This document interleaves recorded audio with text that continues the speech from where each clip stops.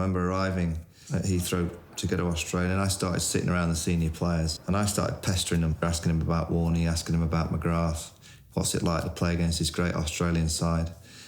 And I always remember hearing kind of the messages back, and I remember looking at them going, what the fuck are we getting on this plane for?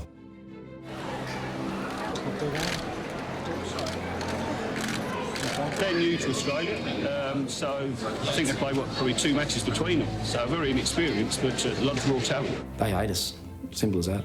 And we, are not that fond of them either. I don't care how we get on about anybody else. The only series that really matters is the Ashes. Doesn't matter how you go against anybody else. Does not matter. I'd gone pretty well leading up to that sort of time. There was comments in the media from Australian players about, how they're going to target me and how they were going to approach it, which has never been done before then. What's going on here? There's a different war happening here. It's in the air. That's well taken. Justin Langer. Point. Michael Vaughan standing his ground. Justin Langer caught me at Adelaide. Steve Buckner is the man at the bowler's end, and he's calling the third umpire. As soon as it went upstairs, you kind of laughed inside and I'll get away with this. That to me is out. That's straight into the hands and out. It was caught. It was out. Not out. Michael Vaughan. Got away with it, got 177, and my Ashes career just went from there. I always remember all the Australian team and Noel came and shook my hand apart from Justin Langer. Oh, we held grudges. I used to think Michael Vaughan was the biggest knob in the world. Armisen, 150, and there's another one. Oh, it could have gone anywhere. Struck him on the body. I remember in 2003, we'd struggled our arse off, and we were about 60 or 70 at lunch, and that was very unlike Haydos and I. It's a better shout, better length too. Haydos walks down to me and goes, mate, if this was a fucking one-dayer, I'd be walking at this, and I'm hitting him back over his head for 6. I said, well, fuck, get out of your system, mate. This is the second session of the Boxing Day test, and he walked and hit Craig White back over his head for 6. Oh, how good is that? Goes a long, long way. Straight over his head. I was like, you can't do that. It's a test match. How dare you? There's a number of us that would have looked at the Australian team as inspiration more than the England team. And Steve Waugh's running between the wickets, being aggressive, have that red handkerchief in the back pocket. Steve, congratulations. Obviously, the Ashes, very important to Australian and English cricket, and you've retained them. Yeah, look, it's fantastic to win it in the first 3 tests. The way we've played, it's been pretty comprehensive, and the side's been outstanding. I built the way that I played around Australian way of playing. I wanted to be them. When Michael then took over being captain, that was the biggest implementation that they put in place. Michael Vaughan and Duncan Fletcher were the instigators of what we needed to do, and we have to fight fire with fire. And I rang my dad and I said, Dad, I've just been given the England Test captaincy. And he just went, he said, there must be in fucking dark times. Michael Vaughan convinced England that they were not just better than average, but very good. He put together a strong fast bowling attack. He made Flintoff the talisman. He chose people who were ready for a hardcore cricket. I got to play a lot with Mark Taylor and then Steve Waugh, and it was just passed down through the generations of what it meant to be playing against England. Ricky Ponting will be appointed as Stephen Waugh's successor. Looking back to a lot of junior sides, I was always captain in those junior sides, and it was something that I always dreamt of doing. I was exceptionally excited about what it meant. Captaincy is an extension of your personality and how you deal with people and handle people, how you see the game. I used to joke that the 2 most important jobs in Australia were Prime Minister and the Australian cricket captain. They have a status in the country that I think is just a little bit above any other sportsman or woman. I've always said the Prime Minister is the biggest job, and then England cricket captain for profile and for what people are looking at and expecting from those individuals. Punter's a feisty little character. He was quite young when I first met him. I think he was 16. He was betting on the greyhound dogs, and so I nicknamed him Punter. I was at the cricket academy as a 15-year-old, and you're starting to learn all about Ashes cricket then. Everything starts getting a bit tingly, just my hands and a little bit of a tingle down my spine. And the major reason is it's just different. Ashes cricket is just different than any other cricket that you play. The Ashes baggy green cap probably sums up my whole life, really. I remember reading an article Mike Atherton wrote about, I saw this thing about the baggy green cap. What a load of rubbish. Like, it's just, really? Tell the kid there's no Father Christmas. Listen, Australia's got no history, so they have to try and hang their hat on something, literally. For us, it's about playing for England. If they play for the baggy green, fine, we play for England. It's so much more than a cap. It's so much more than a piece of fabric. The moment you get a baggy green is the moment you have made it. Oh, my baggy green, I got teary behind my baggy green, my baggy green. You stick it up your arse for me. It's a cap, man. Pull yourself together, it's just a cap. It is just a cap, but it isn't. Couldn't really give a crap what any English thinks about the baggy green. They're just jealous that they don't have one they can jog on. I think the baggy green and all that stuff is a load of rubbish. You don't need to wear a baggy green cap to say you love playing cricket for Australia. I mean, Bill Lawry used to clean out the pigeon loft with wearing his Australian cap just to keep the pigeon shit from getting in his hair. All of a sudden, Steve Waugh made them important, so I scrubbed it up pretty quick. We get the sense that Justin Langer just wears it 24/7. I think they arrived at Wimbledon. I'll do a fucking tennis event with a cap on. Well, here with a couple of Australians, in fact, a whole team of Australians. Fantastic to have Pat in this final. I was in regular contact with Pat Raft's brother, Pete, who was organising tickets. Gilly, I managed to get you into the Royal Box, but it means you have to put on jacket, tie, and I... Hang on a minute, mate. Boys, it's in the Royal Box, yeah. Got to put on tie and suit. No! It's great to be here supporting him. We've got the Aussie spirit, got the caps on, and everyone's really keen to see him get up for a win. We've rocked in with our baggy greens on. What an absolute joke. Me and Mark Waugh refused. I think Flem refused as well because we thought, no, that's stupid. We look like idiots. What were they thinking? How embarrassing. I mean, what is that all about? If I had my time again... I'm not 100% sure. In fact, I probably am. I'm probably 100% sure I probably wouldn't have worn it. Maybe it would have been better to leave it in the kit bag. But I love the baggy green. It's too cringeworthy for me, right? Now, Steve Waugh, the astute man, loves his baggy green. There has to be fallout. You know what? I never played another test match. I should have wore the baggy green. Paddy Rafter, you cost me an Australian test career. London-bound, Ricky Ponting eager to begin his first Ashes tour as captain. You know, there's extra incentive for me, I guess, as well, being my first Ashes tour as captain. We spent 12 months working out who Australia were. We wanted to know what makes them tick. And that was the great thing that we had, I think, as a team, was the mystique we had around a lot of our players. I didn't want anyone to know about us. You know, I had some good information about every single player. Who from? I can't possibly say. If we play against that Australian team of what we've seen and read, we're knackered. You'll go to bed at night frightened. I said, we find out who they are, and then you realise they're just humans. They'd heard time and time again that this English team might be a match for them. And I think deep down, they probably didn't buy into that. Deep down, I thought, I think we're right here. I think we'll be right. Hopefully win the first hour of the first day, then everything should be OK for us. Just got to win. Just got to beat them. Doesn't matter what it takes. You know, the history... the definition of your career, both as a team, personally, you just know the Ashes series will define you.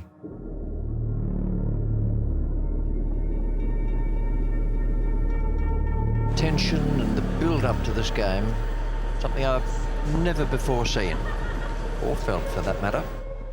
The atmosphere here on the first day, I'd almost call it tribal. It was a ground that, even with Australians in it, felt like it wanted Australian blood. Yeah, you're nervous. Oh, you're probably more nervous for an Ashes test than any other.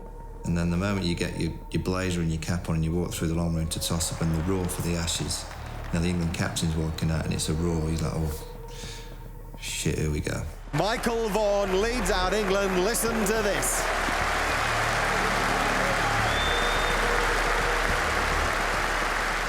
That was your moment as a captain. That is one of the skills of leading an Ashes team, is like, can you act at that crucial moment when the cameras are on, it's glaring on you?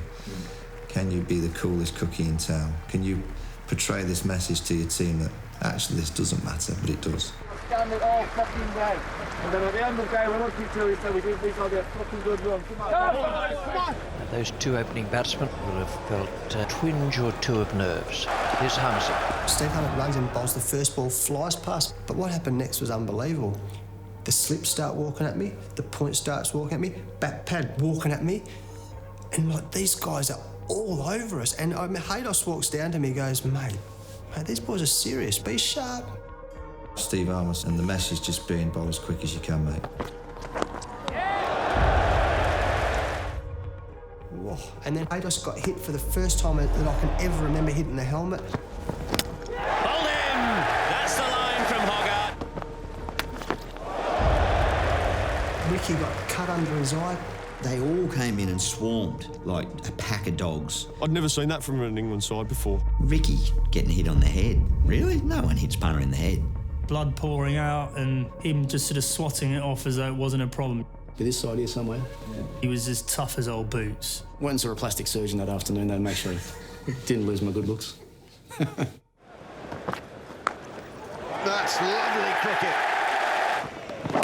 That's out. That's out. He's gone. 6 down, 126. Well, that's got to be close. That's got to be out. Yes, he's gone. Plum LBW. Harmison has struck again. Start of the day that you said that we'll have the Aussies back in the pavilion for 190. I think they would have said that'll do us just fine. Thank you very much. That is only the beginning of the saga that is the Ashes. 190 all out Australia is brilliant for England. It's important that the England batsmen don't throw it away. And Glenn McGrath has got the ball. He's on 499 wickets. In the air, out. Got him. That's 500 for McGrath. Wonderful cricketer. Brilliant bowling. First ball after tee. Glenn McGrath has 500. I took the catch. Marcus Trescott, I think, oh, yes. I think he had some fancy boots with gold 500 or something. I said, we were going, you are such a knob. Bowl him! McGrath is on song here at his very best. Oh, Flintoff gone too. 5 for McGrath. McGrath demolishing us with a new ball, Warren bamboozling us with a couple of deliveries. Is really well bowled. They really believed they could beat Australia. And then England got hammered. And so you just thought, it's back to square one. It's no different from how it used to be. The Australians have won this opening test match. England all out in their second innings for 180 in 58.1 overs. For guys that had played against Australia before, maybe some old wounds opened up a bit. We were shocking. We were scared. I think that a lot of the guys just thought, oh, it's the same old England.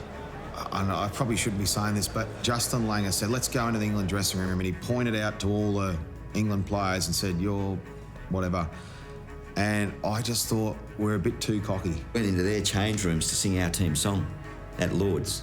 Late into the evening, they'd all cleaned out. Hey, the easy beats and throwing beer everywhere and drink. Oh, God. Fucking arm in arm, we're lifting each other up. And then it's the song, and underneath the Southern Cross of sand, a sprig of wattle in my hand, a native of our native land, Australia, you fucking beauty. Oh, looking back now, I wish we hadn't had as many beers as we had before we went down there. And we're sort of walking out thinking, might have been better doing that when we just retain the Ashes. I'm not sure if the English actually know that we even did that. They might not to this day. I don't know, there's a karma in sport, isn't there? They'll probably look back and think, phew, that karma's bitten us on the arse here.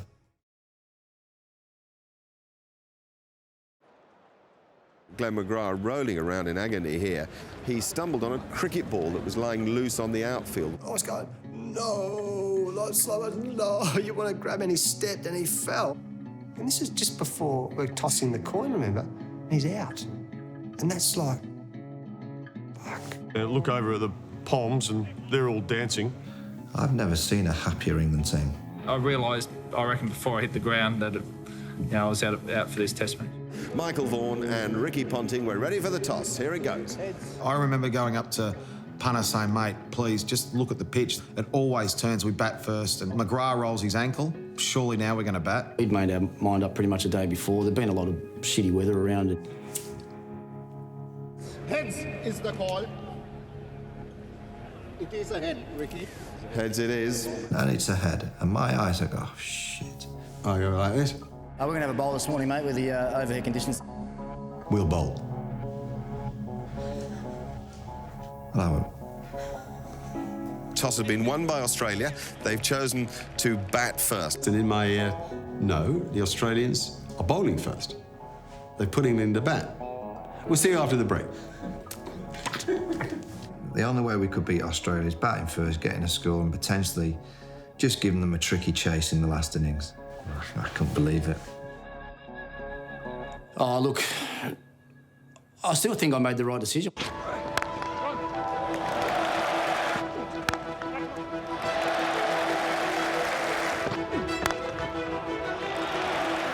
4 more. They came out like possessed. Trescothick and Strauss, I mean, just smashed them. Shane Warne came on to bowl. I remember thinking to myself, right, we talk the talk, now you need to walk the walk. There he goes. Really good stroke from Strauss, but it sends a signal that England have rather changed their game plan. Trez whacked him over his head a couple of times as well. Oh, that's a terrific hit. And it kind of set the tone for we're going to come at you. Oh, my goodness me. There's another bouncer, it's in the air, it's gone for 6, it's a big 6, it's gone back miles. By the end of that first day, England were believers. And the Australians were thinking, how did that go so badly wrong? Whispering a bit in corners. Should have batted. We had a batted. Who knows, it might have been different. And that's where I thought within our team for the first time, we had a few little cracks appear. We had a few little factions forming. With 2:35 to win the game for Australia, Michael Vaughan calls Andrew Flintoff into the attack.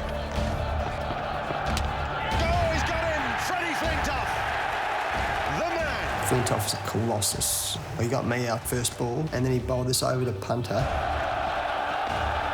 that's so close!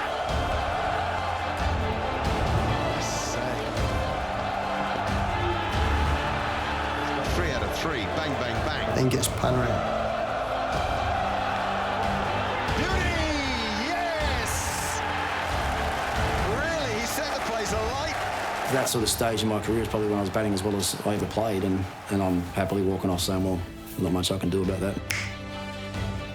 These are moments. These are my big moments. The second last night, I came out to bat and Ashley Giles was bowling into the rough out here, and I sort of went to block one and hit me in the pad. Catch! Fielding at City Point, I thought, I've got to say something to him. And I said, come on, Jarlo, he's really struggling against you here. And I sort of just stopped and said, Straussy, you're kidding yourself, mate. It's these two eyes turned to me and went, mate, there's only one guy struggling around here. It's you, you fucking shit. Pretty humiliating, to be honest with you, and you're kind of hoping your teammates back you up, and everyone was sort of just not engaging in that conversation at all. And there was another bit to this, which I've never told, is he then turned around to me again and said, listen, mate, you say another word to me and I'll hit the next ball for 6. And I went, all right then. Come on, Jarlo, he's really struggling against you here. 6, what a shot. Bang, over square leg for 6. You going to say it again, mate? Still need 107 to win, Australia, and England need those 2 wickets. Is there a sting in the tail?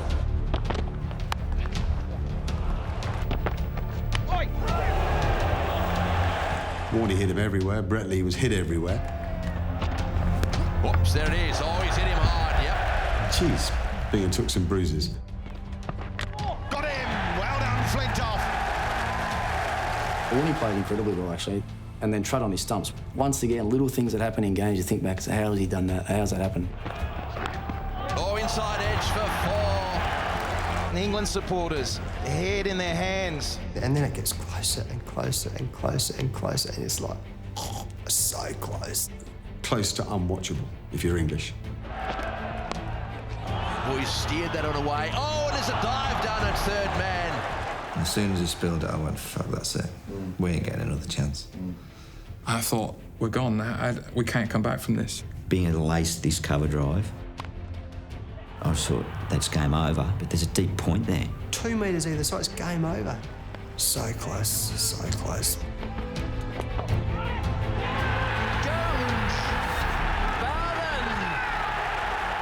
I'm standing here, he's just there, 5 yards away. And you can see it happening almost in slow motion as the ball comes over. And then it changes just like that. It's right back on again. It wasn't until we studied the replay that we worked out a hand was off the bat when it hit the glove. If we had DRS then, it would have been different. DRS, unlucky. Get on with it. It was late night. I think still at school the next day and just watching it and thinking, this sucks. That was the first time I actually felt what it was like to be a part of an Ashes team but not be a part of the Ashes team. One of my abiding memories will be Freddie Flintoff going up, putting his arm around Brett Lee. And when we talk about enmity, but actually, it's not enmity, is it? There's an underlying love within cricket. It says a lot about Freddie.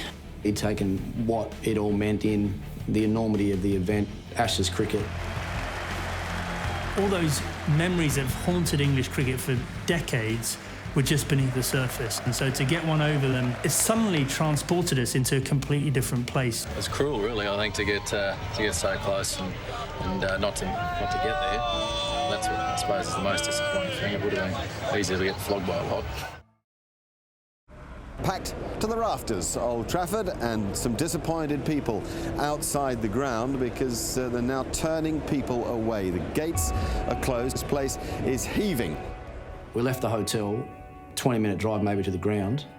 Every little side street down, getting into Old Trafford was completely blocked. We couldn't get the buses down. We just couldn't get in. If ever the legend of the Ashes needed proving, you should have been there. Wow, that was fantastic. Are you under pressure from the nation? There's a bit of a fever out there, isn't there? Oh, it's great. It's great for the game, and it's good that everyone's talking about cricket. Duncan Fletcher had pointed to me in the morning and said, "You're not enjoying this stressful, this Ashes series." And as I go to toss up, this little boy is going to toss up with me. I mean, the little boy had gone through so many operations, and he walks to me and says, "Morning, mate." He just looked at me and he went, Why are you so miserable? I said, "What do you mean?" I said, "Well, you're not smiling." I said, "You're right." I said, "Maybe I should smile." He said, "Yes, you should. You're playing cricket." And I just looked at him and I went, God, he's right. Connor Shaw, our 6-year-old mascot. Forget psychologists. He was my greatest psychologist, no question about that. Michael Vaughan has won the toss. Yeah, we're going to have a bat. There is an electric feel at Old Trafford. It was almost like going to the boxing ring. This could hurt. Oh, boy. Clonked me pretty hard. That was a bad moment for Strauss. That is an interesting place to be mentally. This is a moment in your life which you either come through or you take the easy option. Oh, another beauty from Lee. I had to duck and weave and fend off a few, and then he bowled a slow ball, which is the last thing I was thinking of. Brilliant from Brett Lee. Wonderful piece of bowling. Australia have the breakthrough. Yes, out! 600 Test match wickets for Shane Warne. The 600th wicket was just arsey. Popped up, thanks very much, job done, and it was like, you are kidding me, This is not fair. No wonder he's got 600 wickets when he gets those. It's a lovely shot from Vaughan. That was a beautiful shot. Listen to the roar, it goes up. That's Michael Vaughan's 15th century, and he's 4th against Australia. An Ashes century. Straight away, I don't know any player that doesn't go history. It was the back to Michael Vaughan that we needed, it made the difference.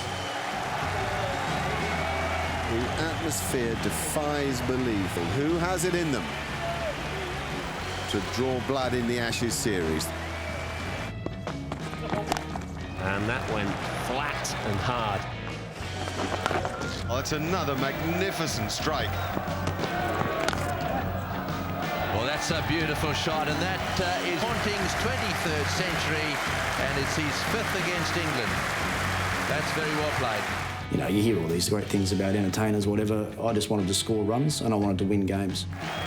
Flintoff's going to bowl at the Stratford end. This is going to be the real test of... The crowd could sense it. Oh, Freddie's on to bowl. We've got to watch. Something's going to happen. And slip, one of the two. Take the pick. Got him. That was the first time I felt truly under siege from an opponent, wondering if I was a fraud, whether I'd faked it to get to that point in my career.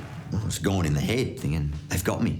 There's a little appeal. He's given it out. Imagine what Ponting is going through now. I could see the finish line there. Like I'd worked and got battered for most of that last day. Just flicked my glove and caught down the leg side, and then I'm thinking, oh man, that's the game gone. Game's gone, and it could be the series gone as well. Thinking, you know, what have you just done?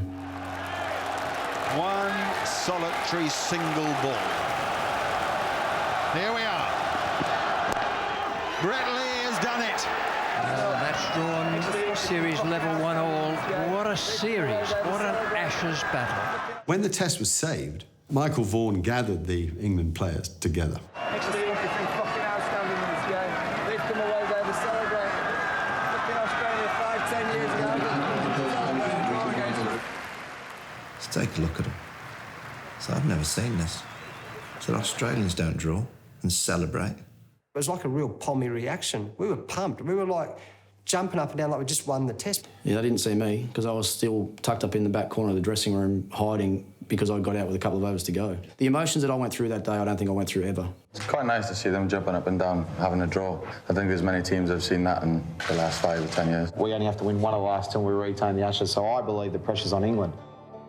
At Trent Bridge in the fourth test, Australia found itself in the unaccustomed situation of following on 259 runs behind on first innings.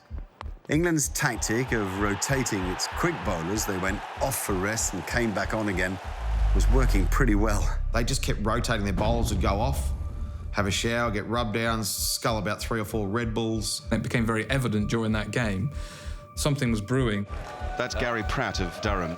So Gary Pratt's been on for a considerable time while other players have rotated and been off the field. We start going, what's going on here? If you can't bowl 15 over spells at 90 miles an hour and then come back and do it again 20 minutes later. We knew it was winding him up, so I was going to carry on. What was premeditated was to have the best fielder in England there as our 12th man. He's quick, so they've got to be very careful.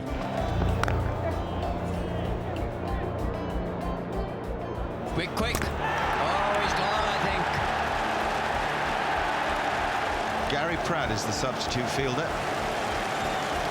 Well, what a pick up and throw. He's unhappy about something, Ponting. Ricky Ponting's reaction as he walked off the pitch was like manna from heaven for us. It was like, we're getting to them here. I look up and see their coach with a big smile on his face hanging out from their balcony. We loved every single bit of it. I'm on the pitch pissing myself laughing.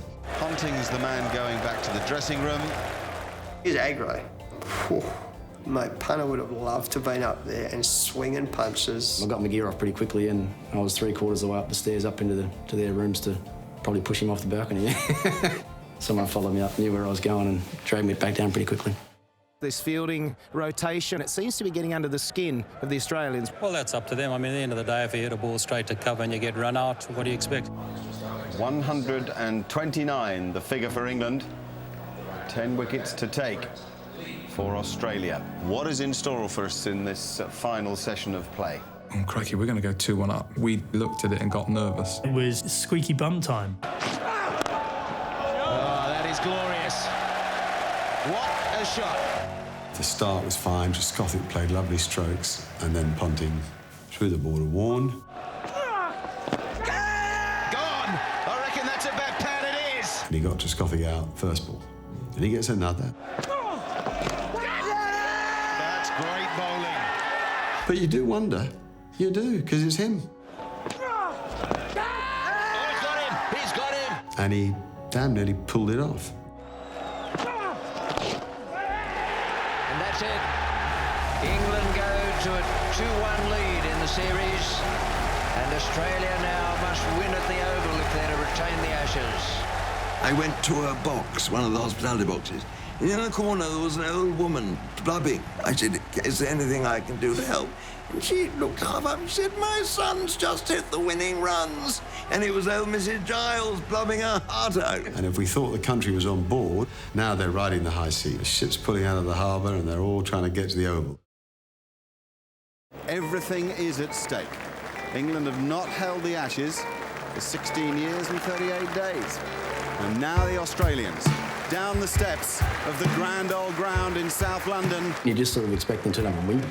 They've been good for a couple of games, but they can't keep doing it. The closer you get to that moment of greatness, you know, the harder it is. You know, it almost becomes further away from you. Andrew Strauss first, then Marcus Trescothick. Phenomenal noise. You're almost praying that, that just go how we plan it to go this week. You know, just please. More runs for Strauss. That's a good shot. Oh, good shot. That's his 100. This has been a superb night. Given what was on the line there, that was the best innings I ever played for England. I remember actually getting back to my room that night and getting a text message from Justin Lang just saying, "Well done, buddy, well played, that was a top knock." You know, those sort of things mean a lot for you, especially when they're coming from the opposition. It was a struggle that reflected the entire series. England making a very competitive 350 plus. The England innings is over, 373 all out. But then Langer and Hayden finding form, both making centuries. 100 to Justin Langer. He's played really well. He carried the attack to England yesterday when it was so important. That is a very good 100 from Matthew Hayden. And the big fella just turned. He knew one of the lads had a niggle. He went, "I'm bowling until they're out." Oh, again. Oh, it's out. Surely. Yep, it's a slow death from Rudy Cookson, but it is a death. And he just bowled and he bowled and he bowled. It will be out, caught. Shane Warner's out. Flintoff has struck again. And realistically, Aussies should have had a 100-run lead, and that was down to Flintoff. As the paceman again, but a real handful for the Australians. Bowled out to 367. England lead by 6 runs. This was a series of endless heroes. In this case, it was Kevin Pietersen and Ashley Giles who staved off an Australian victory charge. It was that partnership between KP and Ashley Giles that really cost us. Gilly dropped one on naught off me. Oh, he's dropped it. Dropped it. I think he got an edge on that. And I dropped an absolute soda. Is that the moment or what? I remember cranking Brett Lee up. Just give me 3 or 4 overs of your fastest, shortest stuff. We'll rough him up. We'll play on his ego. We'll see what happens. Oh, and he didn't see that at all. Brett Lee was bouncing the shit, and we are into him. I remember running from deep backward square and all this, wasting fucking time. Fucking get up, you weak prick. Pietersen has got problems with Brett Lee. He was shitting himself at lunch. To Skip, he said, "I don't know what to do." I said, "Take him on." I said, "Don't worry." I said, "If we get half an hour of you, that's it, done and dusted. Get him out there and hit him." And I go out the other room, going, "Oh, God, what have I said?" Oh, shit, what have I done here? Gone for it, 6. That one, where's it gone? Straight in the air, it's another 6. Fucking walking at us. Mate, one of the gutsiest innings I've ever seen. The most extraordinary innings I saw in my career, without doubt. He's a genius. Fruit bat at times as well. And that's a beautiful stroke with which to make a maiden Test century. It kind of just released all the pressure. He'd won us the Ashes. Just when needed. Last Test match of an Ashes series. And so Bad Light has stopped play, but we're short of the time at which the game can officially be called off. I think that's bothering the crowd. 1 iota, the champagne bottle's been open. Slight anticlimax for the players. They will remember this moment for the rest of their lives. We were in the changing room. The game had been called off, but no one in the public knew. So we had about probably 5-10 minutes before anybody knew what was going on. And I remember just dancing around, jumping about and singing. All timed perfectly. There it is. England have regained the Ashes.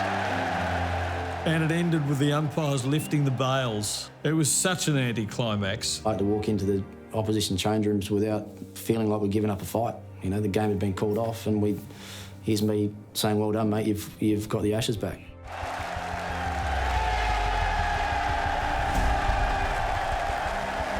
It didn't really hit me for a few years. It's kind of now that I sit back and go, "God almighty, we beat a good team." And then us doing a lap of honour around the ground and actually feeling quite faint, like, you know, this is really surreal for me now. Sitting on that oval balcony and England are going mad and they've won the Ashes back, and that's like, oh, that is a stagger. It's the most disappointed I've ever been, ever. Captain handing over the Ashes. I'm not sure if it gets much worse than that for anyone. We just lost the Ashes. I was in New York, went to a United Nations meeting, and Tony Blair was there. And the then President of Pakistan, Pervez Musharraf, came running over to me and he said, "John, don't worry, we will avenge you." He said that. There was no getting away from their adoring public today. This England team now catapulted to pop group status. I always remember getting back to the hotel looking at Freddie and said, "Freddie, you remember in the morning, 9 o'clock, suited and booted, we've got to get on that bus ride." And I just remember him looking at me at about 3:34, pissed at me. He went, "No fucker will turn up." One of the best lines I've ever heard was from Freddie. He said, "What did you have for breakfast?" He said, "A cigar." You get to Trafalgar Square, again, there's thousands of people lining up. Okay, I'm still buzzing because this is great and this is so enjoyable, but I'm just starting to feel a little bit ropey now. And then heading to Downing Street to meet the Prime Minister with a load of guys less than sober was never going to end well. Incredible. What was it? Was it a late night, was it? It was, if I say a few of the players haven't slept as yet. I'll let you decide which ones. Right. The level to which this country lost the plot about winning the Ashes in 2005 tells you how important it was to win the Ashes. And it actually took the country by the sword and colours. It really did. You could argue probably not great for English cricket, because I think it was almost inevitable that we got caught up in our own publicity. To be a truly great team, you have to do it time and time again over a long period of time.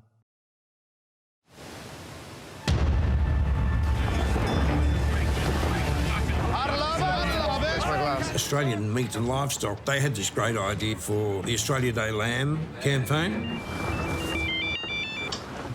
Richie. Cookie, where are you? Don't know. What's up? Can you make an Australia Day barbie at my place? Bit of cricket, couple of lamb chops. You in? Yeah, all right. And he was inviting all these people, and I ring him up and say, "Richie." 2 for 22. Australia Day barbie at your joint, I hear.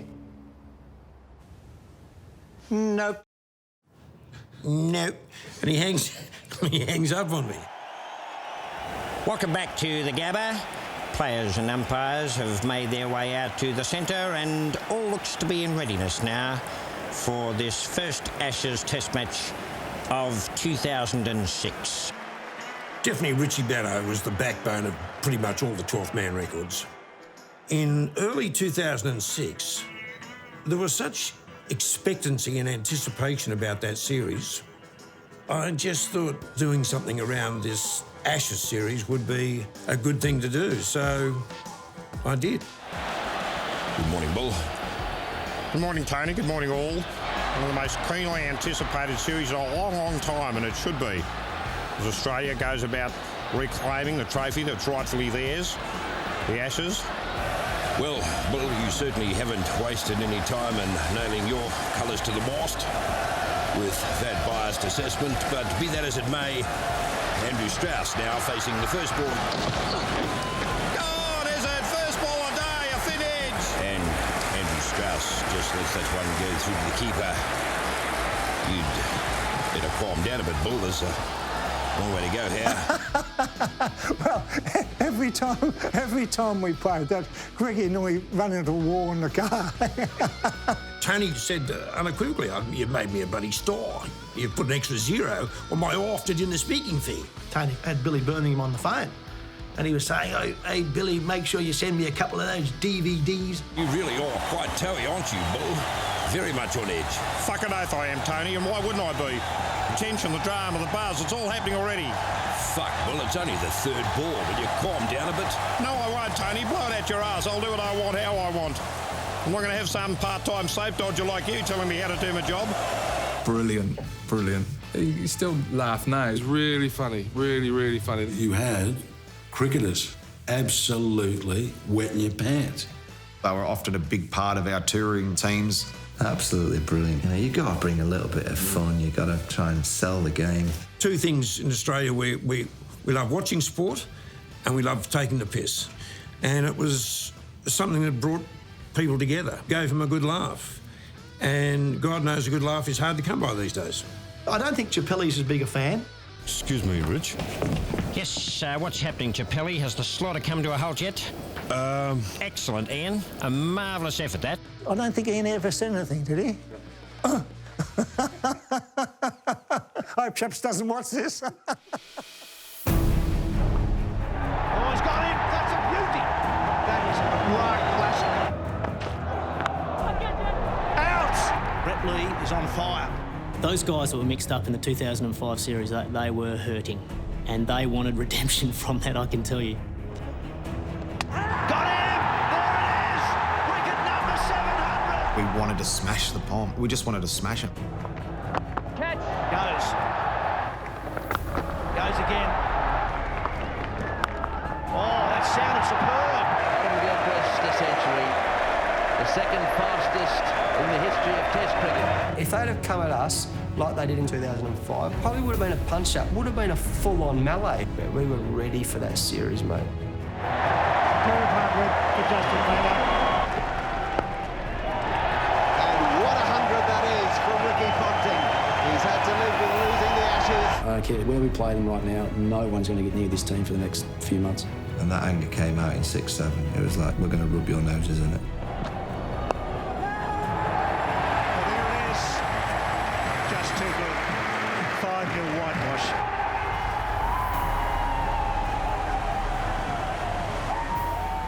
That night, Andrew Flintoff, James Anderson and Steve Harmison came into our room. Right, boys, time for the song. Mate, this is legendary. We want to be in for it. This is England captain. I'm going to sing. I'm going, mate, fuck off, you're out. One of the Barmy Army goes, that was an absolute disgrace. You should be ashamed of yourself. I've never felt lower. What'd you say to him? Told him to fuck off. England win. They win the series. They win the Ashes. The series since 2005 have been remarkable. Over the period, you'd mark England as the marginally better side. A lot has changed in English cricket behind the scenes since 2005. I think we have had a slight better of it over the last 10 years. You know, you get people come up and start nailing you about losing, but it's like they think that we don't care. It's probably the opposite of that. We probably care too much. England have had the better of it. Australia produced an amazing 5-0 whitewash from nowhere, driven by Mitchell Johnson's bowling. That full, it's fast, and it's Pfeiffer. Mitchell Johnson, what a series he's having, 28 wickets. As Hadj just said to me, we got him back, so it's a fantastic feeling. And England made you work for it today too. Yeah, it certainly wasn't given to us easy, but we expect that. We've known from day one that, you know, playing against England's always tough. Ashes series is where people will gauge the health of cricket in your country, deliver or expect some pretty harsh criticism on the back of it. Two things matter. You've got to give people an equal opportunity to play the game, and you've got to ruthlessly reward merit. And I think the fact that you're getting more women playing cricket has changed the game for the better. When I was younger and growing up, I watched a lot of Ashes cricket. I don't think there's any other contest like it. It's true Test match cricket in its most competitive form. It's probably since 2005, watching the men's Ashes, I've always thought how special it would be to win an Ashes, and I remember feeling quite emotional when I knew we'd finally got our hands on that trophy. This really important era, I guess, of women's cricket and women's sport around the world. There's a really strong fight between our nations to lead the way in that sense. For some reason, whenever you play Australia, everything seems to be worth more. Unless you've played in it, you won't be able to explain that feeling of walking on the pitch playing against the Australian team.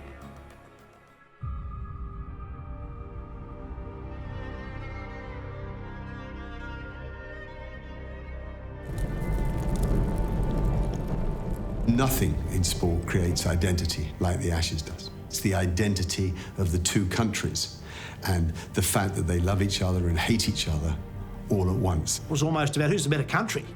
If you've got the Ashes, you're the better country. The cricketing relationship between England and Australia has contributed to the political and social relationship between the two countries. I think cricket binds. It's one of those relationships that has its hot and cold periods. Some of the patronising attitude of some of the English to Australians, some of the chip on the shoulder of some of us, I think it's gone. But don't underestimate the almost father-son sort of intensity of competition. is certainly the most important series and the one you want to play in and the one you want to do well in. It can be a rollercoaster ride, Test match cricket. As soon as you throw the Ashes on top of that, it gets emotional. Giving me goosebumps sitting here now. What matters to me is playing for the flag. When they hand you those sweaters, it's quite an emotional bit of time. The deep-lying history with the convicts adds a little bit into the mix. That's why the kind of the friction with the history works. And it's a common thread. That's a tie that will be there forever. And we act like we're the biggest enemies in the world, but actually, I haven't met one bad one yet. The amount of times we walk down the street and some bloke just comes up and goes, just make sure you beat the Poms. Just make sure you beat the Poms. That's all we're asking. And we're like, mate, we're doing our best. Reputations, there's no doubt, are built and forged on what you do in Ashes cricket. There's nowhere to hide. You can either swim or you can sink. Two great teams, two great nations. We just got to make sure that we preserve it. The biggest rivalry in world cricket, there's no doubt about that. A rivalry forged in fire.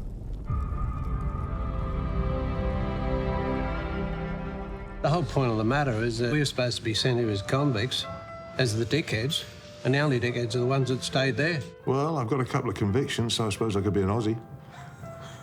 The rest of them would love to live over here than in that shithole. What you should get from us in large doses is sophistication and class. You go there for 2 or 3 weeks, it's great, you get a bit of sunshine, you can think, oh, get us home. These Aussies are a pain in the arse. We don't get skin cancer. We don't get animals that could kill you. Hugely proud to be English. Do you count England and Yorkshire as the same thing? Or? I was going to come on to that, actually. I'd just like to thank England for colonising Australia. Whoever stole that loaf of bread and got transported out to Australia, well done, mate. Absolutely fantastic job.